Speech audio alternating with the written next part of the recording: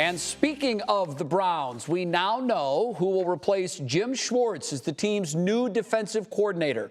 Nick Camino has been following this search very closely. He joins us now with the details. Nick, not exactly a household name, but as the saying goes, you've got to start somewhere. Yeah, you know, it's interesting, Jay. It's been almost 2 weeks since Jim Schwartz told the Browns, okay, I'm out of here, once he didn't land the head coaching job. But once he didn't get that job, he was done. He left the Browns completely, and so they were tasked with finding a new defensive coordinator, new Browns head coach Todd Monken, and the front office. And here is your guy, Mike Rutenberg. He is going to be their new defensive coordinator. If you've never heard of him, don't worry, not many of us have. He comes over from the Atlanta Falcons, where he was their defensive pass game coach under Jeff Ulbrich, their defensive coordinator. He's actually staying in Atlanta with Kevin Stefanski. But this is Rutenberg's first defensive coordinator job.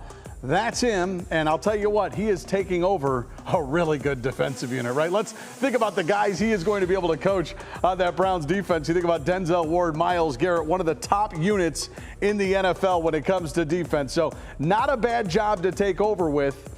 It was interesting because I know a lot of people felt like if you were losing Jim Schwartz, you were going to have to find an inexperienced defensive coordinator, and that's kind of what they have. But the Browns opted to go that way instead of giving Schwartz the job and having to maybe go with inexperience on the offensive side of the football. So Monken, we know, is going to call the plays on the offensive side of the football, and now Rutenberg will call the defense. It's a really good job, though, Jay, as we know. It pays well. Number one, it's one of 32, but you're also taking over a really good defense. Yeah, a lot of good pieces are there. And when we announced this breaking news on the Ultimate Cleveland Sports Show this morning, I couldn't help but wonder, is this just another way of sticking it to Kevin Stefanski, stealing one of his assistant coaches, bringing him to Cleveland? You know what I thought, Jay? When I first heard about this, I said, you got rid of Stefanski and Schwartz for Monken and Rutenberg.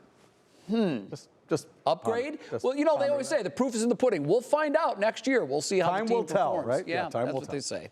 All right, Nick, thanks. We'll see you soon.